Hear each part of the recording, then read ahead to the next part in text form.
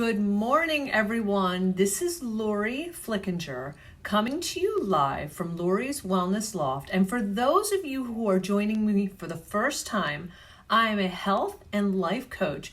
And my goal is to come on daily to give you little coaching gems that can help you start living a happier, healthier life now.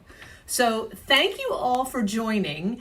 If this is the first time that you have been on, I would like you all to look at that little notification button. I believe it's in the top right corner of your screen so that you can be notified when I am on. Hello, James. How are you? Thank you for joining me today.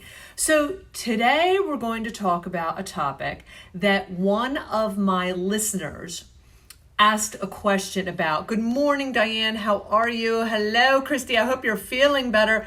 Now listen, guys, this topic is like the bread and butter. This is a topic that may really trigger you, really make you get a little angry.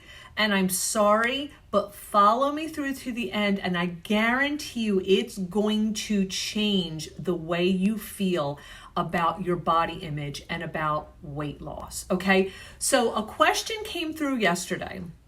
One of my listeners was wanting to lose weight, and she was talking about the fact that it was so easy for her to lose weight in the past when she had a wedding or a reunion or an event coming up. She was able to do it, but now that there's no event, there's no vacation, there's no reunion, there's no wedding, there are no pictures, she can't find that same motivation to lose the weight. So this is if anybody can relate, please drop me, give me some thumbs up and give me some hearts. Come on, guys, give me a little love. Carrie, give me some love on here.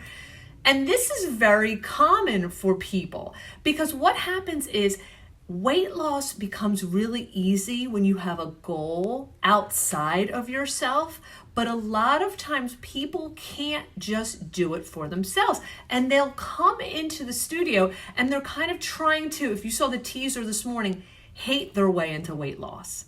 When they come in, they sit down, they're like, oh God, Lori, I hate my body. I hate the way my clothes feel. I hate the fact that I can't get up and down off of the floor to play with my grandchildren. I feel old and lethargic and I just don't like it. Guess what, people? Hating on yourself, hating on this body that you have been gifted with. I want to say this again. Hating on the body that you have been gifted with is not going to help you lose weight or treat this body with respect, like a temple, okay? And I've said this before, and this is really what I believe. This body is your vehicle in life, okay? You only get one. It's what you're born with, what you die with. You only have one. If you treat it like a temple, and that may sound passé, but guess what? I don't care. If you treat this body with love and respect and with kindness and compassion, guess what? You're going to get the most out of it. And sometimes people have a difficult time turning that love and respect and compassion on themselves.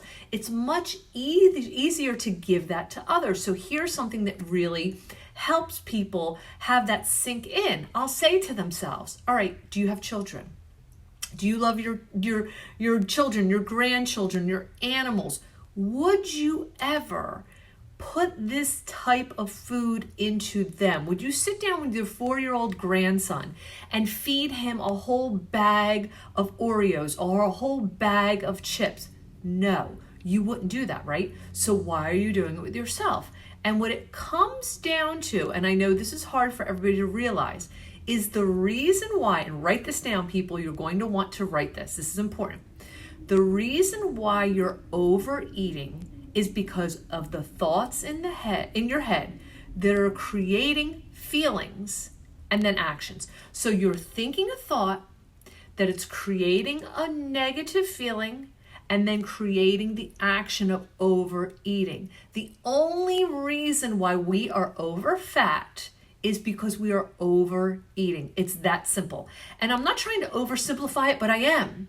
It's really that simple. So if you start to really get curious and look at why you're eating or what you're feeding, all of a sudden that reflection on yourself and realizing the emotions you're trying to run from are what are causing you to overeat. And let's face it, people, I can have the same conversation with over drinking, with over shopping, with over surfing the internet. There are things that we do in life that we use as buffers to keep us keep us away from feeling what we want to be feeling. Okay, so is anybody with me? Give me some thumbs up. Give me some hearts if you're getting me. If you're picking up what I'm laying down. So I want everybody to think about weight loss and the cause. Or I'm sorry, weight gain. We're talking about weight gain here. Why are we so fat? Okay, and I don't mean that disrespectfully. I'm just trying to be factual. People are over fat. Okay.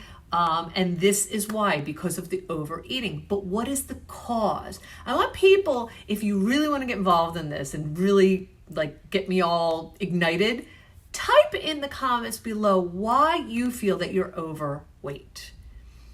Okay, so give me some information down there so that I can start using that in this presentation, because I would love it. If we don't get any blah, blah, blah, all right, so I'm going to pretend to be the role of the client here. All right, so why are you overeating is number one. Okay, the cause. Why are you overeating? Number two, I want you to think, what are you avoiding? Number three, and what are you resisting? Hello, folks. Carrie and Tori and Dom and Colleen, join me. This is a good one.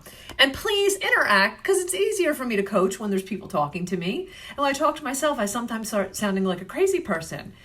And that's normal for me, but not for all of you that don't know me. But anyway, okay, so we're talking about why are we overweight? Why are we overfat? Why are we overeating? And I'm trying to get to the root cause of why we're doing it. And normally when we are eating, when we're not hungry, and listen, the body is very intelligent.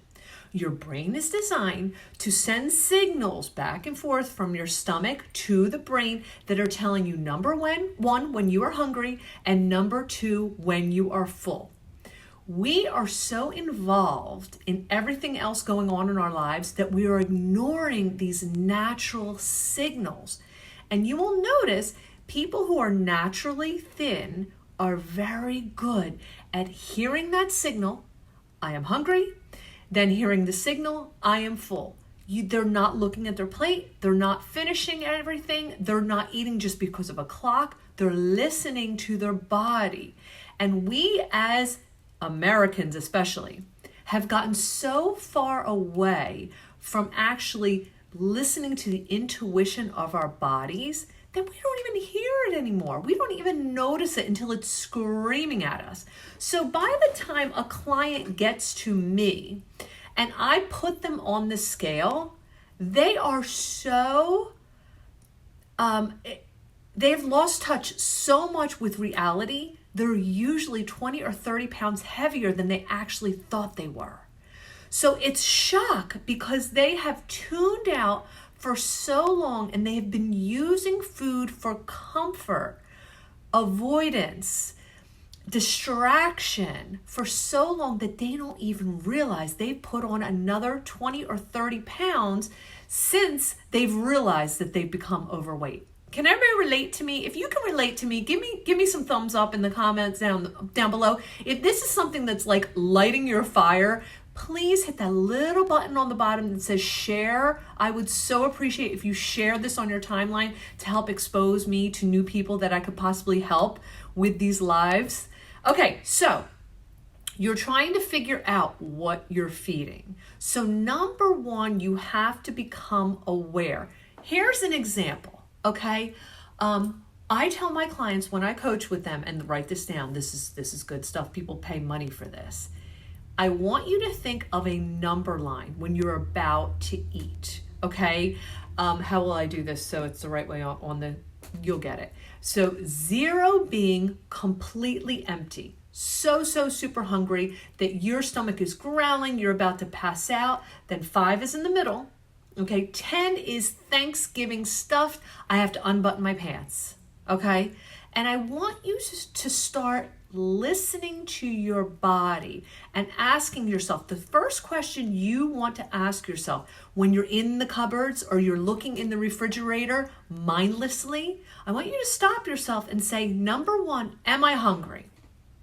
And I want you to rate that hunger on a scale from 1 to 10. 1 being, I am starving, I am so empty, I haven't eaten since breakfast, it's 9 o'clock at night, I'm ready to take on a Thanksgiving dinner.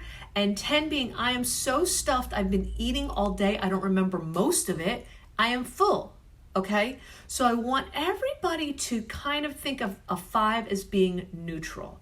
I want you to take 2 steps down, okay? So 3 is when you start thinking about, I need to have a meal here. You know, I'm starting to almost be completely empty where I'm riding on fumes.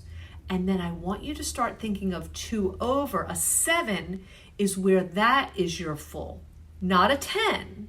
We don't want to be eating to a 10. We don't want to be eating to the point of discomfort. And the reason why we want to eat, there are so many reasons, and it's a whole seminar that I'm teaching, but this is just like a sampler so you can understand how different my work is. The thing is, we are eating ourselves to a 10 because it really quiets the emotions, the vibrations in our body. So the things that we don't want to feel, the things that we don't want to address, the things that we're pushing away that we don't want to accept as parts of our lives, we're trying to eat them away. But when you get on that bag of Oreos, guess what? Your problem is still sitting there. And now, not only do you have that problem, now you have eaten a bag of Oreos and you're dealing with the guilt of eating the Oreos and beating yourself up, and now it's a vicious cycle. Is anybody following me? If you're following me, give me a fire sign in the bottom. Throw me some emojis. Just throw me your favorite emoji in the comments below so I know that I'm not talking to a wall. All right, so I hope everybody gets that part.